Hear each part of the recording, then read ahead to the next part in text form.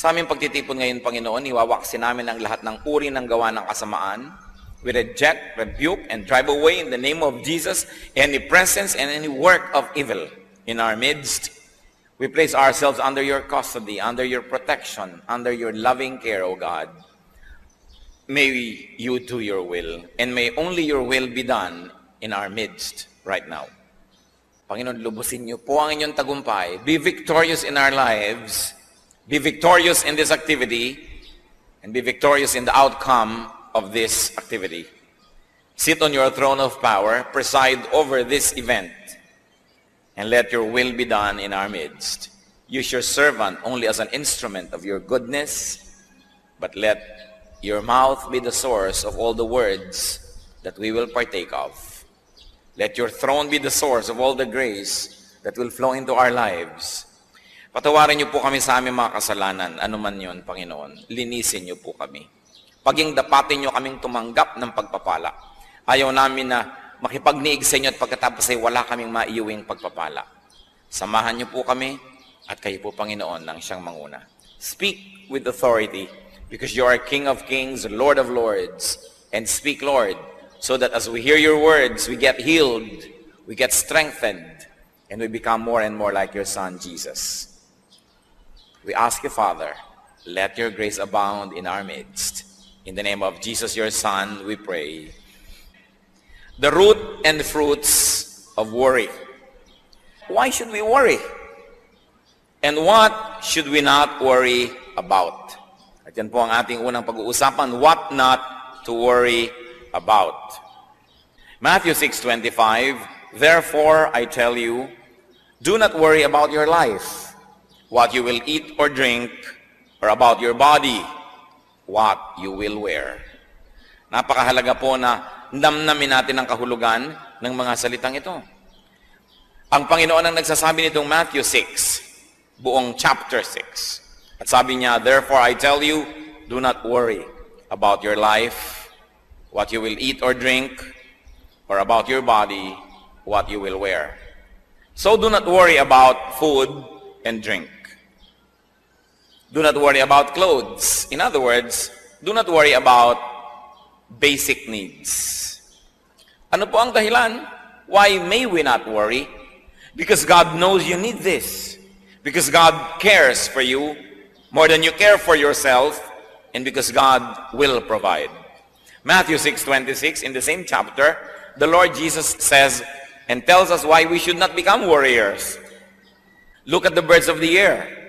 They do not sow or reap or store away in barns, and yet your heavenly Father feeds them. Are you not much more valuable than they? Napakasimple po ng logic. Sa katunayan, ito na yata ang isa sa mga pinakamadalas na i-quote natin na verse. Sapagkat sabi nga ng matatanda, ang paalalay gamot sa taong nakalilimot, dahil kahit na gaano karaming beses na pinag-uusapan at pinag-aaralan itong mga bagay na ito, ang nagiging ending pa rin, the people of God are worriers. Lagi pa rin nag-aalala, lagi pa rin namamroblema. Matthew 6:28-30. And why do you worry about clothes? See how the lilies of the field grow, they do not labor or spin. Yet I tell you, not even Solomon in all his splendor was dressed like one of these. If that is how God clothes the grass of the field, which is here today and tomorrow is thrown into the fire, will He not much more clothe you, O you of little faith? Sabi, bakit nag-aalala ka sa iyong susuotin? Ang mga damo ba gumagawa ng tela, nagtatahi ng damit? Pero hindi. Pero si Solomon, kahit ang yaman-yaman niya at pinagpala ng Diyos, kahit kailan, hindi nakapagbihis ng kasing ganda ng pananamit ng mga damong ito. Tamang-tama ang kulay, tamang-tama ang blending, ang harmony ng design.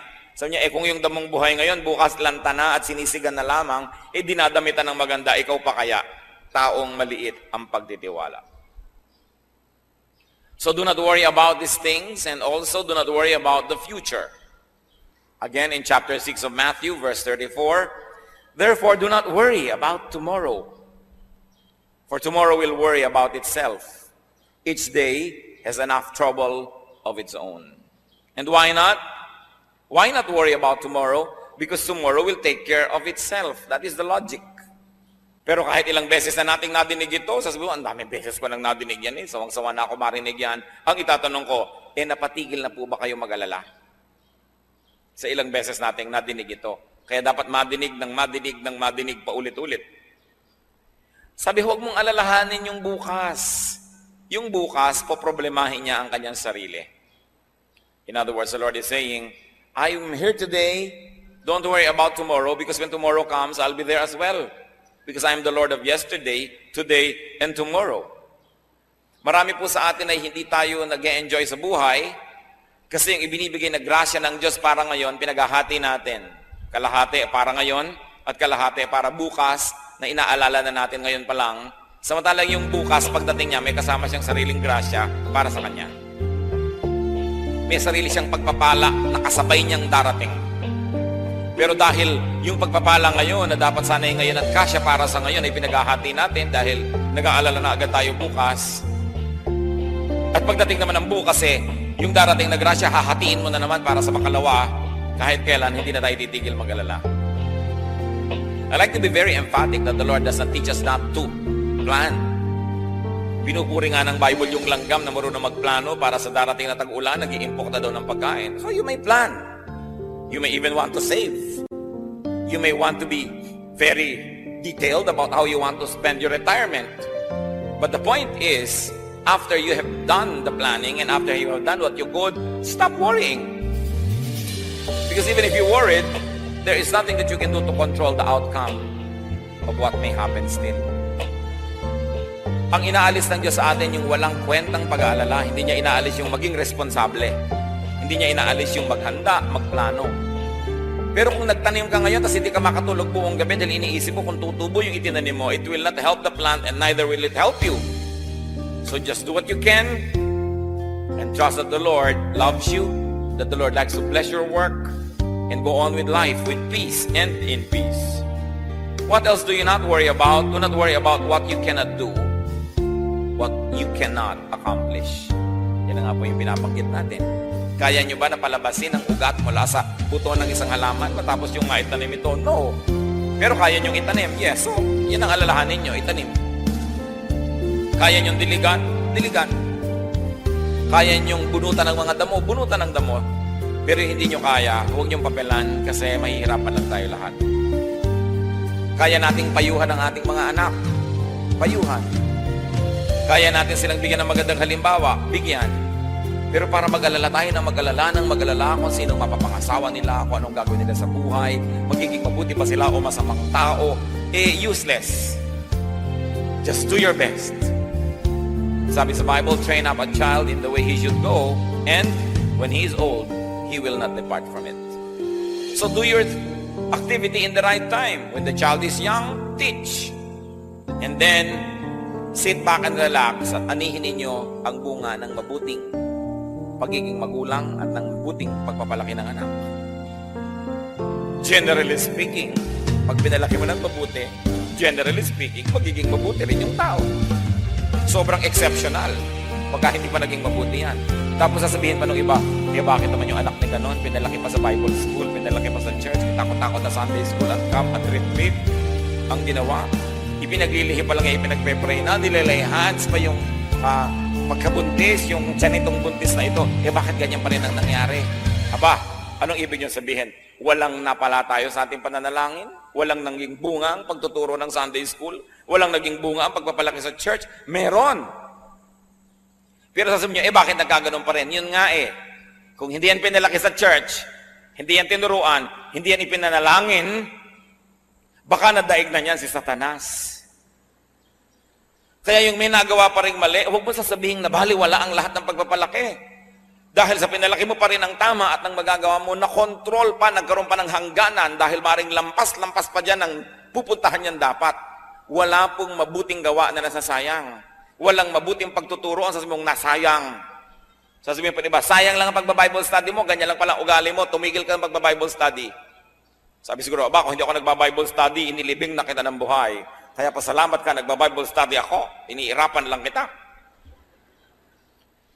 Siyempre kasi merong ini-expect ang tao pag malapit ka sa Diyos. Pero kahit kailan mga kapatid, huwag kayong matutuksong isipin na ang gawang kabutihan ang pagsunod sa Diyos.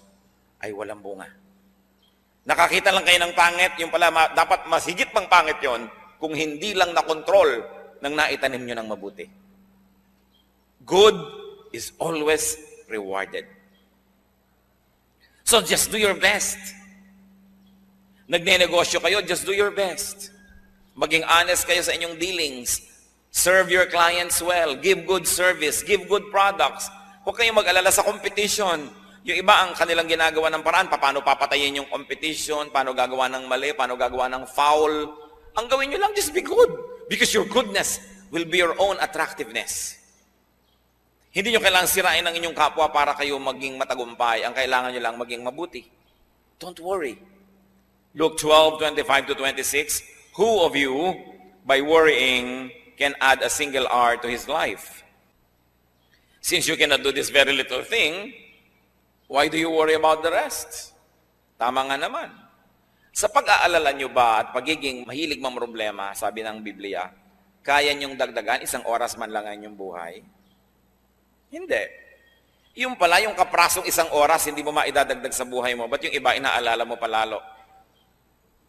Ang dami-daming pinoproblema. Pastor, meron pong nababalita na meron daw planetang babangga sa Earth. O ano ngayon ang gagawin ko? Lilipad ako sa hangin at haharangin ko ang planeta? Kung nabalitaan kayong ganyan at hindi ipanalangin nyo at pagkapanalangin, tama na dahil ano magagawa natin kung yung pagkalaki-laking kometang babangga sa Earth? Naku, malapit po tayo sa dagat. Paano po pag magka-tsunami? Kahit naman pumunta ka sa bundok at nabiyak yung bundok at kinain ka, patay ka pa rin. So why worry about these things? But of course, kung minsan magbabakasyon kayo sa tabi ng beach, pipili kayo ng titirhan yung katabi ng tubig o medyo mataas-taas, siguro doon naman kayo pwedeng maging ngayong a good planner.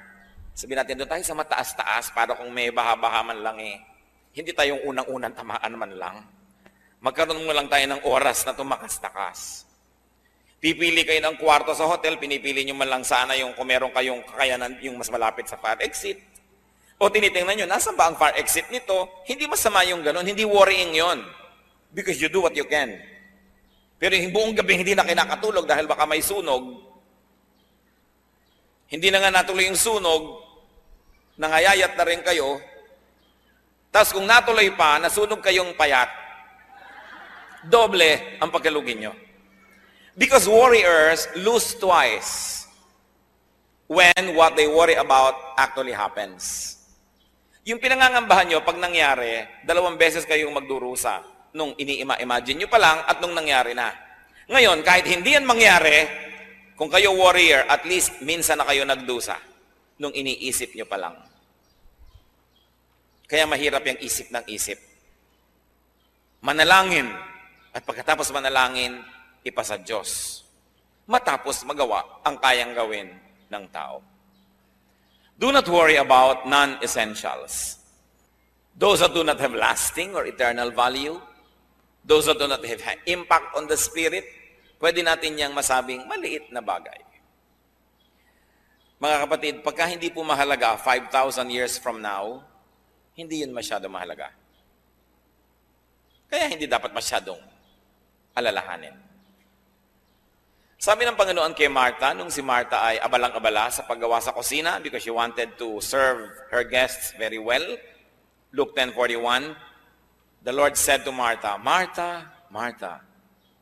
The Lord answered, you are worried and upset about many things, but only one thing is needful. Sabi niya, marami kang iniisip masyado, iha. Isa lang ang mahalaga. At yun ang kabanalan, madinig ang salita ng Diyos. Kaya huwag mo nang masyadong alalahanin. Kung hindi masyadong maging maayos ang preparasyon mo ng pagkain para sa mga bisita, kung nakakain na sila ng pagsalita ng Diyos, yun ang mahalaga. Siyempre, hindi naman ibig sabihin, hindi na natin aayusin ang pakikitungo natin sa ating mga bisita, pero may hangganan. Napakarami ko na pong nakita na yung bahay nila, binubuksan nila for Bible study or for fellowship. Ang lahat na bless, puwera ang may-ari ng bahay. Kasi every 10 minutes, tumatayo, pumupunta sa kusina.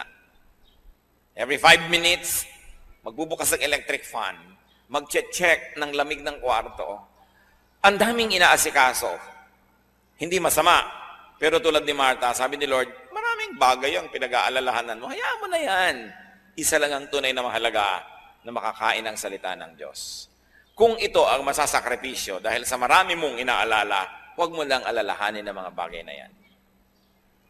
Kung minsan pupunta ka sa church pero inaalala mo ito, inaalala mo yun, ay hindi yata maganda yung damit ko, hindi yata ito ang gusto kong isuot. Yun ang sinasabing, many things are not needful. What is important is to grow in the Lord. What worry brings about? Ano ang bunga? Pinag-usapan po natin yung puno, yung ugat ng pag-aalala. Ano ang bunga nito?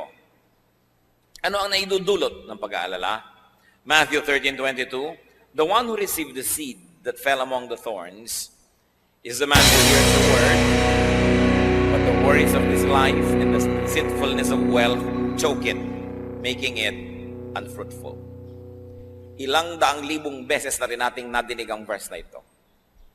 Ang pinag-uusapan dito, yung iba't ibang uri ng lupa na nahulugan, nataniman ng buto, ng seed.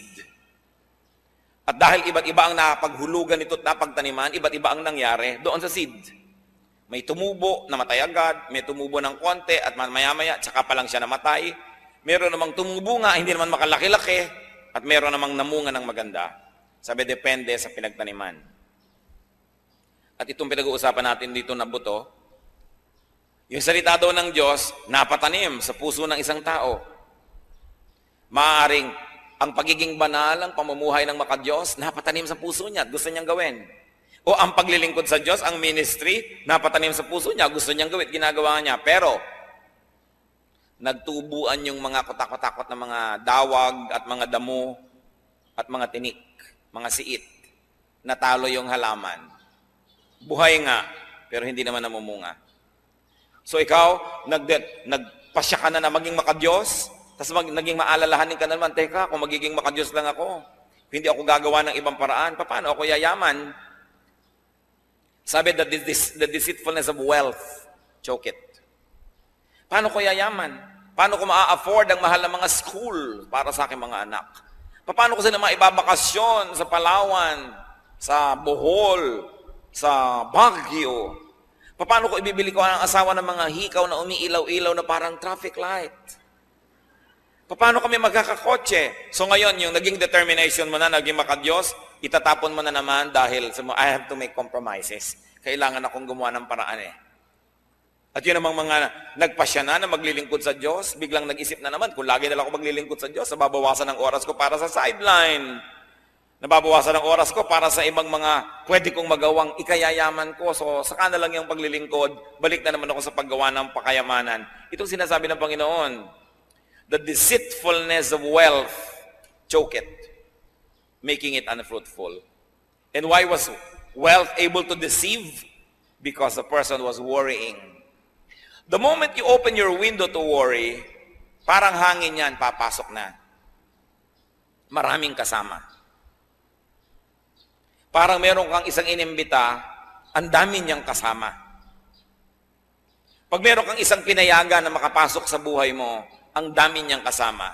Di ba alam nyo yan? Inibig nyo lamang itong isang lalaking ito, nung naging asawa nyo na, ang daming kasama. Ang nanay niya, ang tatay niya, ang mga kapatid niya, ang lahat-lahat. Inibig nyo lang itong babaeng ito, yung pala kayo magpapaaral ng mga kapatid niya pagkatapos. Kasi nung pumasok siya sa buhay nyo, ang dami niyang kasama.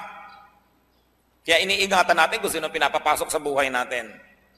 Pag pinapasok po natin sa ating isip at puso ang pag-aalala, marami rin siyang kasama.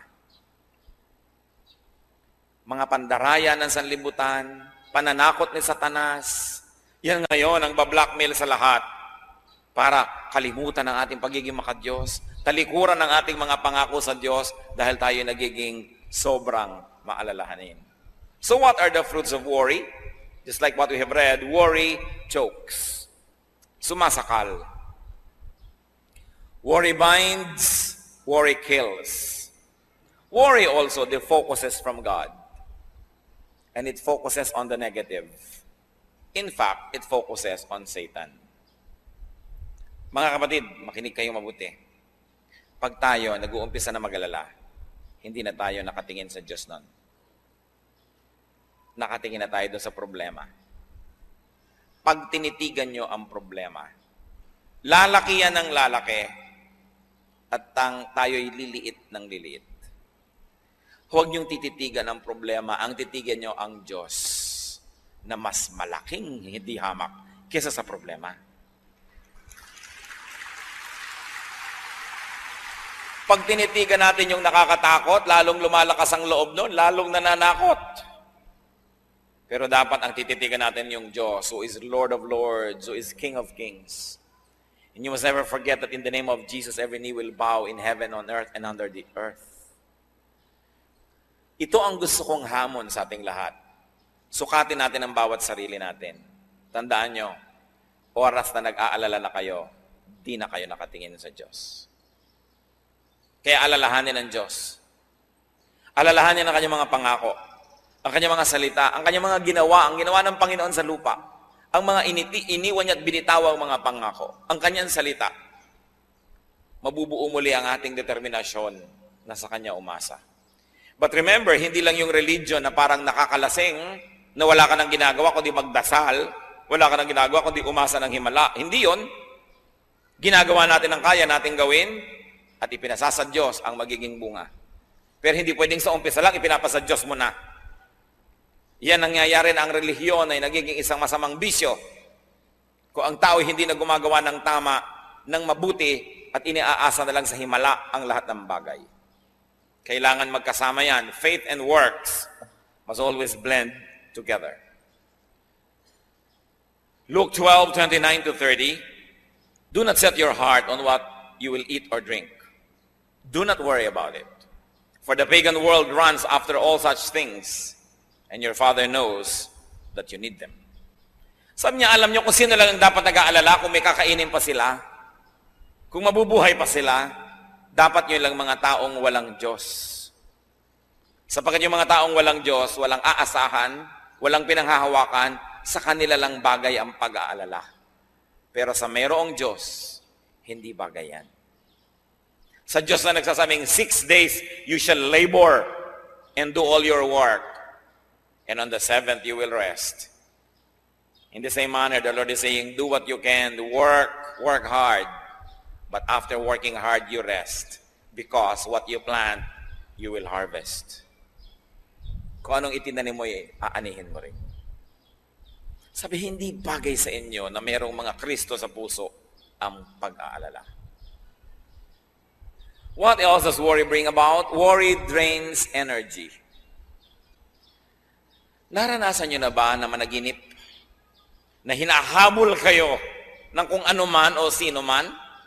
At nung nagising kayo, kahit sa totoo lang, nakahiga lang naman kayo, kayo'y pagod na pagod. Naranasan nyo na bang nanaginip kayong kayo ay nalulunod? At nung nagising kayo, talaga namang habol-habol nyo ang inyong hininga.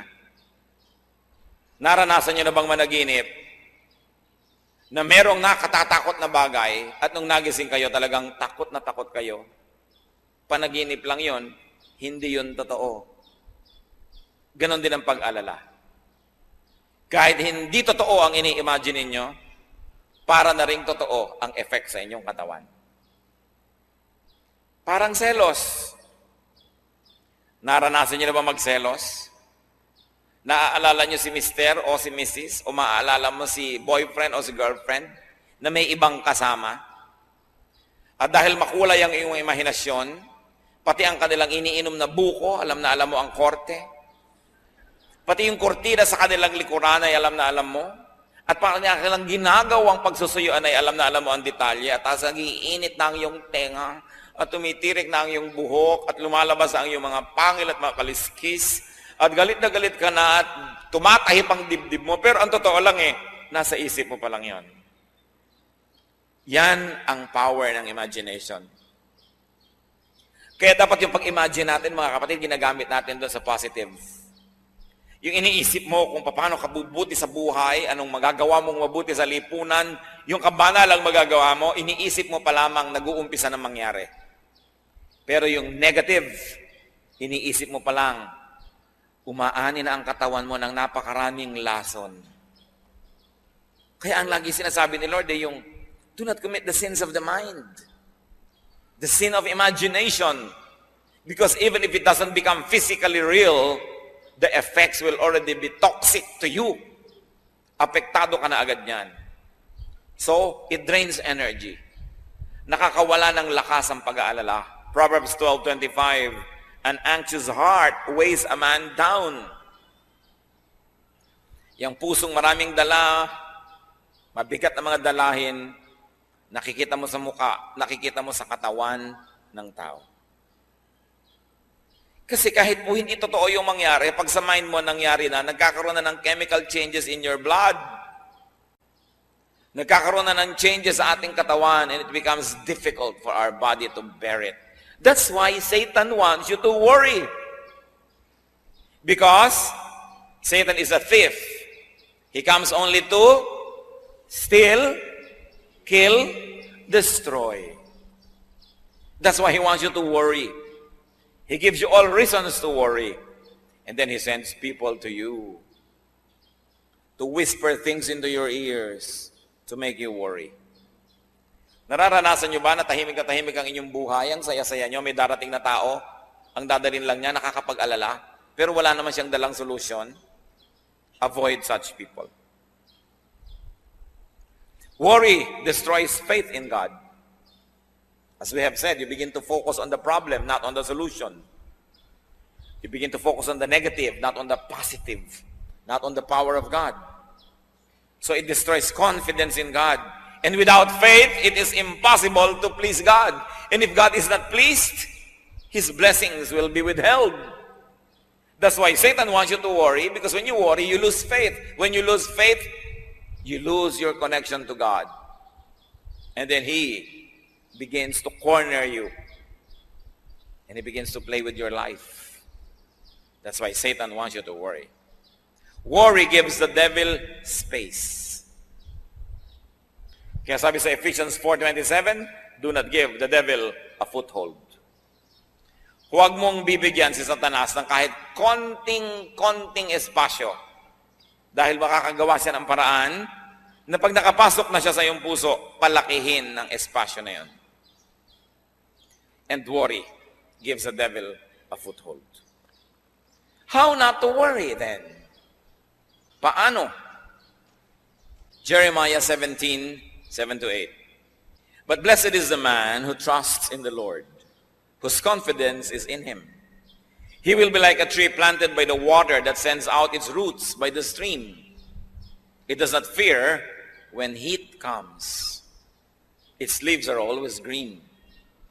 It has no worries in a year of drought and never fails to bear fruit. What is the way to blessedness? Sinasabi dyan, trust in the Lord. Why do we worry? Because we trust in ourselves and we know that we ourselves cannot be that powerful to contain and to solve our problems. Why do we worry? Because we trust in other people.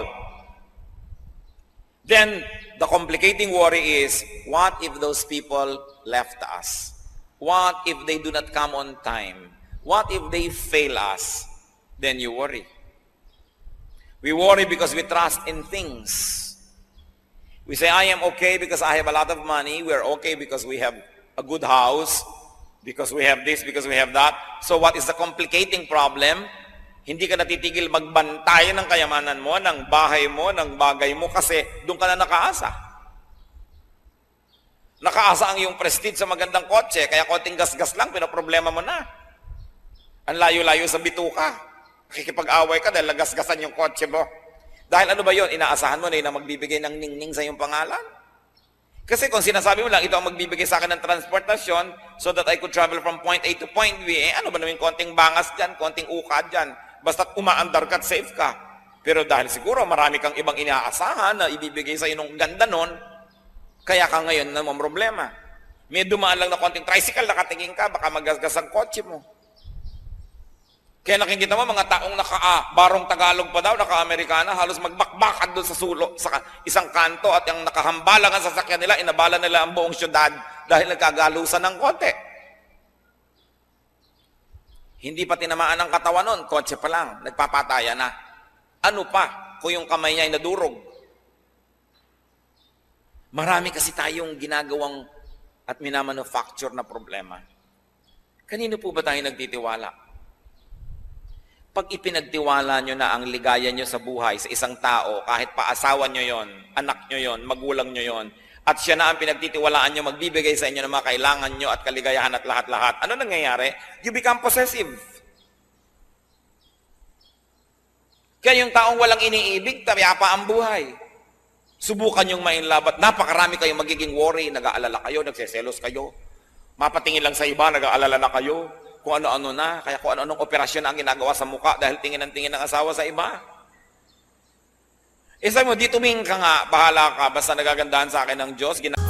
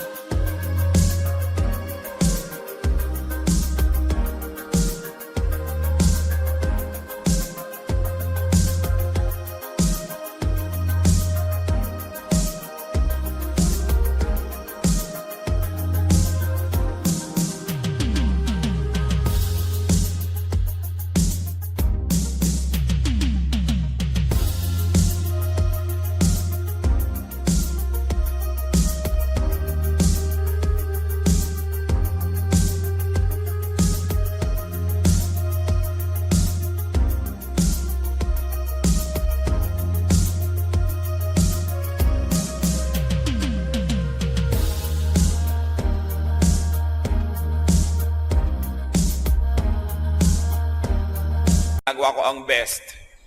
At ang kaligayahan ko sa Diyos ko iaasa ko. Nandiyan ka, salamat sa Diyos. At kung wala ka, may Diyos pa ako. Pero oras na iniasa mo lahat sa tao, ano mangyayari? You will possess that person, and you will guard that person, and you will never be able to sleep. Meron pa po ng mga ginang na naglalagay ng mga panghuli ng daga nakapaligid sa kama nila. Dahil baka daw ang mga katulong nilang babae puntahan ang kanyang asawa sa gabi. Aba, hindi ako nagbibiro. Kung siya ngayon ang maihi sa gabi, at nalimutan niyang marami siyang inilagay doon. Isipin yung pag-aalala, bakit sobra ko naman itong babantayan? Aba, kung ayaw nga ba niya sa akin? Di we both lose? Pero yung para ka lagi naghahabol, check ka ng check, nasan ka na, wala ka na sariling buhay nun. Why? Dahil iniasa mo na ang iyong kaligayahan sa iba, na yung pag-ibig lang niya ang makakabigay sa iyo ng buhay. Kaya sinasabi ng Bible, love the Lord your God with all your heart and with all your soul and with all your mind. Because when you love God and you make Him number one, you are sure that your number one will never leave you. So kung may asawa ka, dapat number 2 lang yan. May anak ka, number 3. Kasi dumating mat umalis yan, nalulungkot ka, iniinda mo, pero buhay ka pa. Kasi may Diyos ka eh. Pero pag tao na ang ginawa mong Diyos, wala ka nang gagawin sa buhay kundi mag-alala. So hindi, talagang napaka-faithful ng mister ko, talagang mahal na mahal ako niyan. Okay. Tuwing sasakay naman niya ng aeroplano, nervyos na nervyos ka. Tuwing magbibiyahe, wala ka nang ginawa kundi mag-alala. Kasi anino ka na lang niya, hindi ka na tao eh. So mahal kita, nag-aalala ko para sa'yo, ipananalangin kita. Ayoko pa sanang kunin ka ng Panginoon, sana kunin tayo sabay, magka-holding hands. Pero kung kinuha ka na, malulungkot ako siyempre, pero ipagtitiwala kita sa Diyos at ipagtitiwala ko pa rin ang sarili ko sa Diyos. Yan ang pinagkaiba ng may Diyos. Kaya sabi ni Lord, bakit kayo nag-aalala na parang wala kayong Diyos? These things belong to pagans. But for people who have God in their hearts, you are stable. Nauuga ka lang ng konti. Nawalan ka ng kayamanan, nauuga ka ng konti. Nawala ang mahal natin sa buhay, nauuga ka ng konti. Kasi ang tibay-tibay ng Diyos na nasa kalooban mo. Kaya ang gusto ng Diyos, number 1 siya eh. Hindi para dahil lagi na lang siya gusto niyang sikat siya. Kasi alam niya, kawawa tayo pag ginawa natin na tao lang o bagay lang ang number 1 ng buhay natin. Dahil yun talaga mapanganib ang iyong kalagayan. Kasi ang number 1 mo ay maaari kang iwan at di ka man iwan, maaari siyang mawala. Gusto man niya o hindi. Kawawa ka. Fall in love with Jesus. Continue to develop your loving relationship with Jesus. It will correct your all other loving relationships with people, with things, even with your pets. Malalagay sa tamang lugar ang lahat and you will become stable. Nagiging matining ang loob ng isang taong may pag-ibig sa Diyos. At ang pag-ibig sa Diyos, ang pakikipag-ibigan sa Diyos ay pumupuno ng lahat ng kulang ng puso ng tao. But inside every man's heart is a God-sized vacuum that only God can fill. That even if you had people, if you had things, if that vacuum for God is not filled, you will always be empty. That's why there are many people who are running on empty. Nagtataka sila, meron naman akong bahay na maganda, meron naman akong pamilya, meron naman ako nito, bakit kaya kulang ang buhay ko? Hindi nila na tatanto na maaaring ang Diyos ang kulang sa kanilang buhay. Pero pag yung lugar ng Diyos puno na ng presensya niya, kahit kulang-kulang yung iba, hindi mo yun gaanong iniinda. Although God wants you to have all of these chambers of your heart filled, dahil hindi naman siya maramot. Pag po tayo mapag-alala, isa ang bagay ang tiyak, hindi ganon katibay ang relasyon natin sa Diyos. Kaya patibayin, i-develop yan. How else are we not to worry? Do your best. Leave the rest to God. Proverbs 16:9, in his heart, a man plans his course, but the Lord determines his steps. Man plans, but God has the final say. And in the end, God will prevail. Kaya kailangan, ginagawa natin ang magagawa, pero ipinapasa Diyos. At mga kapatid, listen to this. Tinatanggap ang kalooban ng Diyos. Kahit hindi yon ang kalooban natin.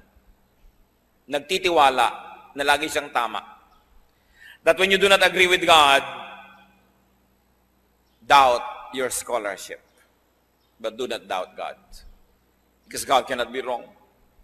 Proverbs 19:21, many are the plans in a man's heart, but it is the Lord's purpose that prevails. So who is going to be a happy man or woman? That person whose plan is to obey God. That person who opens his heart to the plans of God so that God's plan will happen. Because even if you planned against God's plan, it is God's plan that will prevail. At kung makikipag-contest ka sa Diyos, paano ka mananalo? Masaya ang taong sa umpisa pa lang, hinahanap na niya agad. Ano po bang kalooban niyo, Lord? Yun na lang ang gawin natin kasi yung kalooban niyo naman ang laging matutupad. Bakit ko sasayangin ang oras kung makipaglaban sa inyo? And what is the meaning? One meaning of being godly is when your will becomes patterned after the will of God. Kung yung gusto na natin mangyari sa buhay natin, ay yun naman talaga ang gusto mangyari ng Diyos, isa yun sa ibig sabihin na maka-Diyos tayo. Hindi sa maka-Diyos ako, pero lagi ka nakikipagtunggalin sa Diyos dahil iba ang gusto mo at iba ang gusto ng Diyos. E di all the time, para na lang laging contest yan. Sino ang magkakaroon ng payapang buhay? Yung ang gusto ng Diyos at gusto niya ay iisa na. Pareho na. Then mapayapa ang ating buhay. Kaya gusto natin ay lagi nating malaman ang salita niya, makilala siya, para maiayon natin ang ating pag-iisip, ang ating buhay sa Kanya. Be sensitive to God's will and to God's purpose. So in life, you define what is doable and you define what is not doable. Do not worry about the undoable. Just do your best. Leave the rest to God. How else are we not to worry? Plant good seeds. Do not plant bad seeds. Proverbs 11:18, he who sows righteousness reaps a sure reward. And Proverbs 22:8, he who sows wickedness reaps trouble. Gusto ninyo na mabawasan ng mga aalalahanin sa darating na bukas? Gumawa lamang ng mabuti ngayon. Sapagkat bawat na ginagawang mabuti, makakaasa kang may aanihin ka bukas na mabuti. At bawat ginagawang masama, makakaasa ka rin na may aanihin kang di maganda. So huwag tayong mag-alala ng mga pangit na aanihin kung alam naman nating nagtanim tayo ng nagtanim ng mabuti. This is Agriculture 101. Pag nagtanim ka, may aanihin ka. At kaya po yung iba sigurista, maraming itinatanim eh. Gusto mo magkaroon ka ng 4 na puno ng lansones sa iyong bakuran, magtanim ka ng 7. Sakali man na yung 3 hindi tumubo, may 4 pa talagang tutubo. Kaya hindi masamang magtanim ng maraming magandang bagay. Meron kang kayang tulungan na tao, damihan mo. Hindi naman lahat ng taong tinulungan mo magiging grateful eh.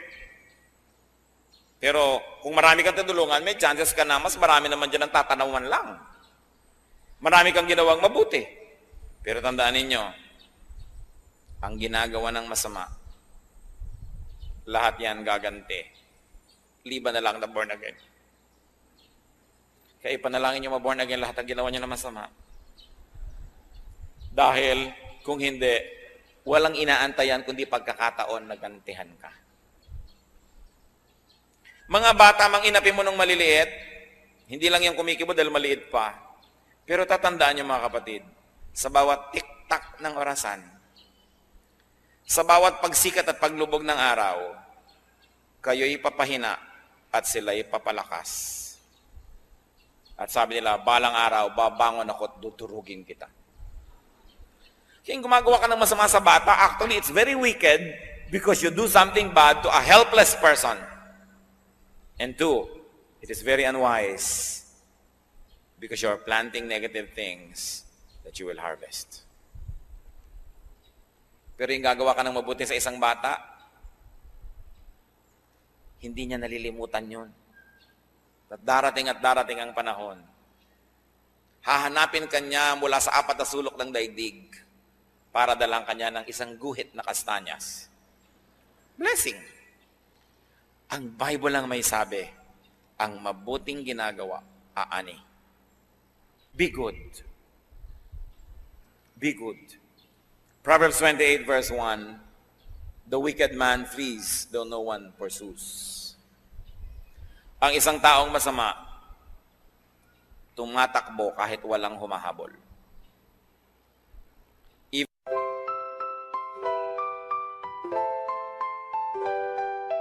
Lakefront breeze whispers your name. City lights dancing in neon flame. Heartbeats quick in a sweet refrain. Your laugh cuts through the summer rain. Electric dreams in your eyes so bright. Bassist grooves with all his might. Holding hands beneath the Willis Towers light. This windy city feels just right.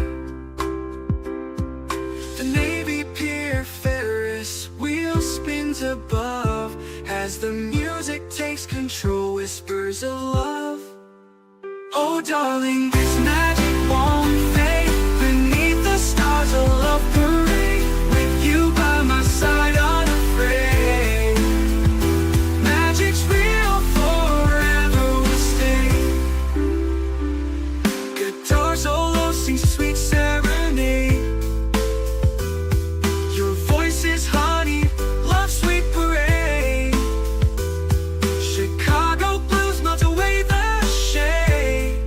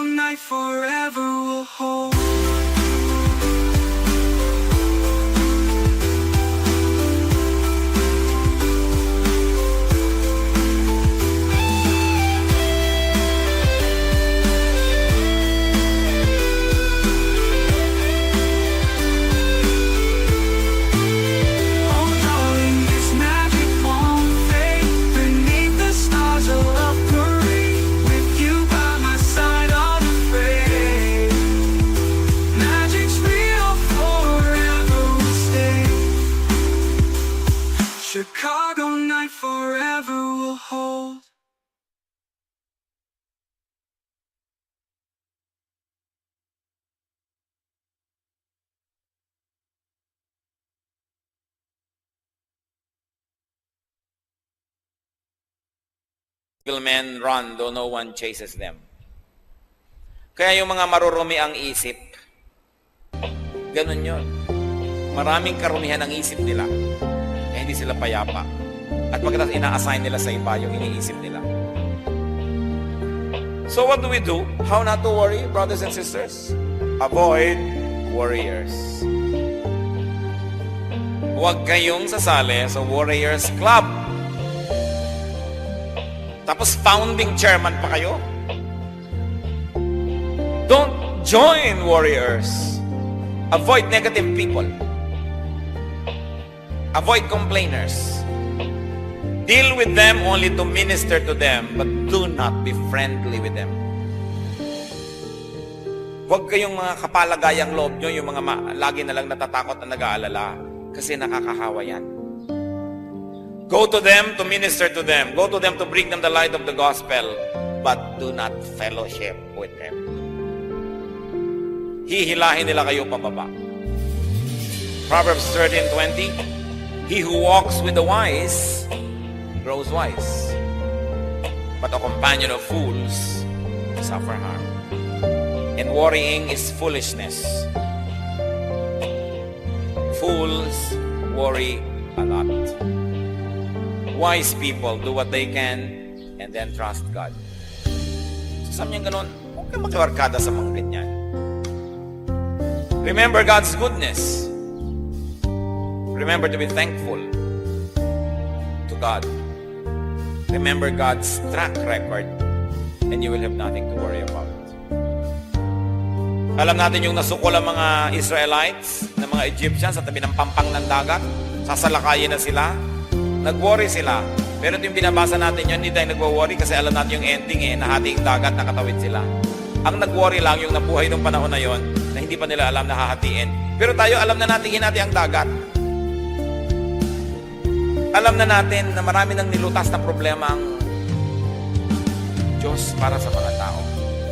Alam na natin na inilubog man niya ang buong daigdig, pinalutang naman niya yung sasakyan ni Noah at ang pamilya ni Noah ay nakaligtas sapagkat nalulugod siya sa pamilya na yun. Alam na natin na nagdiliman sa Ehipto, yung lugar ng Goshen na tirahan ng mga Israelites ay maliwanag. At alam na natin na pinatay man ang lahat ng panganay na anak ng mga pamilya sa Ehipto na iligtas sa mga panganay na anak ng mga Israelita. Alam na natin na ang Diyos marunong mag-exempt, marunong lumundag ang kanyang mga parusa kung nais kang paiwasan ng Diyos. So sino lang ang dapat nating bigyan ng kasiyahan? Ang Diyos. Sapagkat kung siya'y nasisiyahan, mahirap pa sa Kanya na tayo magpalain. Sino ang makakapigil sa Diyos kung gusto Kanya pagpalain? At sino naman makakapilit sa Kanya kung ayaw Niya? So sa halip na mag-alala, ang gawin natin ang kalugod-lugod sa Diyos at siya ang bahala sa atin.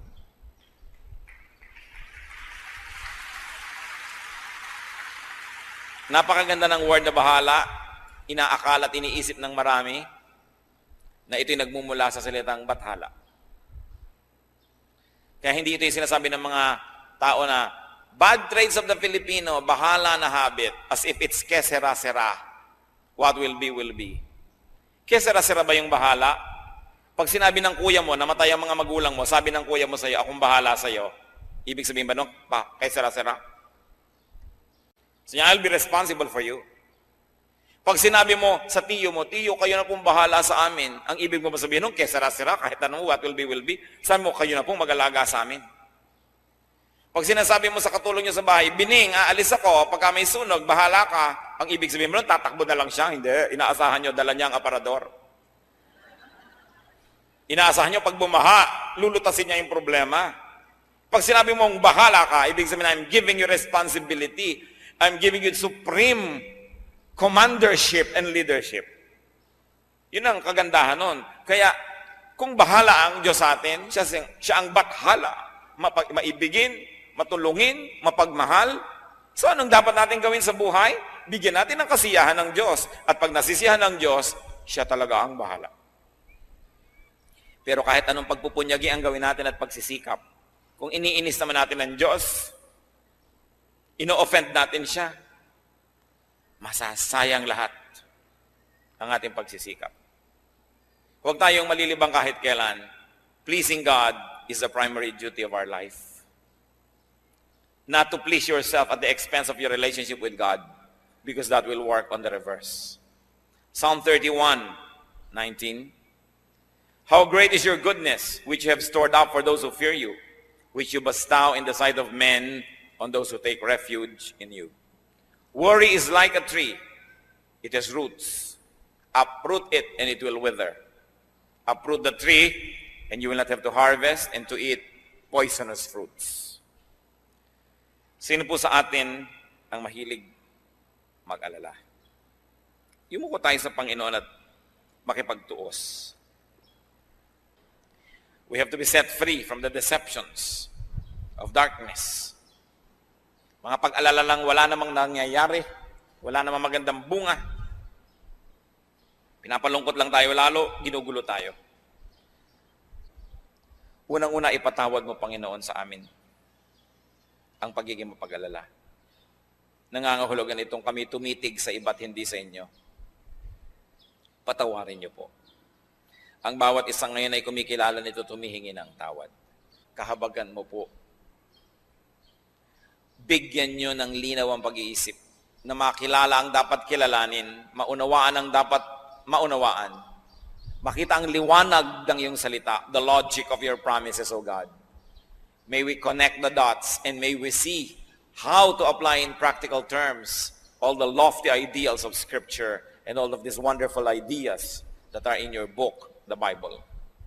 Lord, let your truth live in our hearts. Maging totoo sa aming pag-iisip, sa aming pagkilos at paggawa, ang mga katotohanang pinag-aaralan namin sa tuwina. Set your people free, O God, from this needless spirit of worry. And if there's anybody here who's being a worrier, comes from the evil one, in the name of Jesus, we reject your work, Satan. In the name of Jesus, we set the people of God free from your needless torture. And we set ourselves free to receive the grace, the peace, the wisdom that comes from God. Pinuputol namin ang aming kaugnayan sa anumang masasamang espiritu. At kung pagiging maaalalahanin ay nagmula sa mga minanang masasamang ugali sa mga kamag-anak, mga aring mga minana na relasyon sa mga masasamang espiritu, sa pangalan ng Panginoong Jesus, ngayon pinuputol namin ito. We wash ourselves with the blood of Jesus and declare ourselves your people, not pagans. Therefore, worry is not for us because we have you as our living God. O God, let your light shine upon these people. Let your face shine mightily and powerfully upon us. At nawa ang kaliwanagan mo ang magbigay sa amin ng kalayaan mula sa gawa ng kadiliman. At tuwing darating ang panahon na matutokso ang iyong mga anak na muling maging mapag-alala, Panginoon, ipaalala mo, kayo ang nangangasiwa, kayo ang Diyos. Kayo'y nakaupo sa inyong trono at kayo'y Diyos ng mga Diyos at hari ng mga hari. Kayo ang solusyon, kayo ang sagot sa aming mga tanong at mga suliranin. Huwag kami kahit kailan magtiwala sa sarili lamang o sa kapwa-tao lamang o sa mga bagay lamang, kundi sa iyo kami lagi magtiwala. Palayain mo ang iyong mga anak, Panginoon, at nawa sa mga nalalabi pang araw na ipahihiram mo sa amin sa maiksing buhay na ito, malaman namin ang ibig sabihin ng tiwasay na pag-iisip. Malaman namin ang ibig sabihin ng payapang buhay. Kahit lahat ng gusto namin ay wala dyan, kahit maraming sa tingin namin ay kulang, yung kapayapaan mo ang pumuno sa amin at yung pagtitiwala sa iyo ang magbigay sa amin, Panginoon, ng tibay ng loob.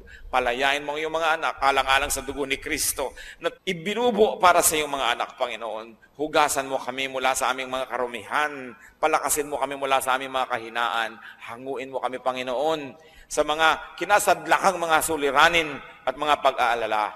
At nawa, Panginoon, in whatever station in life, in whatever amount of blessedness you allow us to have, may we continue to focus on you and may we rely on you alone. We rebuke your work, darkness. We rebuke your work, Satan, in the name of Jesus Christ, our living God. We declare ourselves the people of God. Therefore, entitled to the promises of God. Mga kapatid, angkinin ninyo ang mga pangako ng Diyos. Huwag kayong padaya kahit kanino man, kahit kailan man. Mabuhay kayong may kapayapaan at ang ating unahin, ang ating pagiging makadiyos, ang pagtrabaho ng tama at ang pagpapala ng Diyos di magkukulang ayon sa kanyang mga pangako. Salamat po, Ama. Salamat sa pagpapalaya mo sa iyong mga anak ni kailanman sa buhay na ito. Huwag mo kaming payagang madaya muli ng pag-aalala. Turuan mo kami, Panginoon, sa iyo lang humawak, sa iyo lang sumunod, sapagkat kayo'y mapagmahal at kayo ay Diyos namin. Salamat sa iyong presensya. Salamat, Ama, sa pangalan ng iyong anak na si Jesus.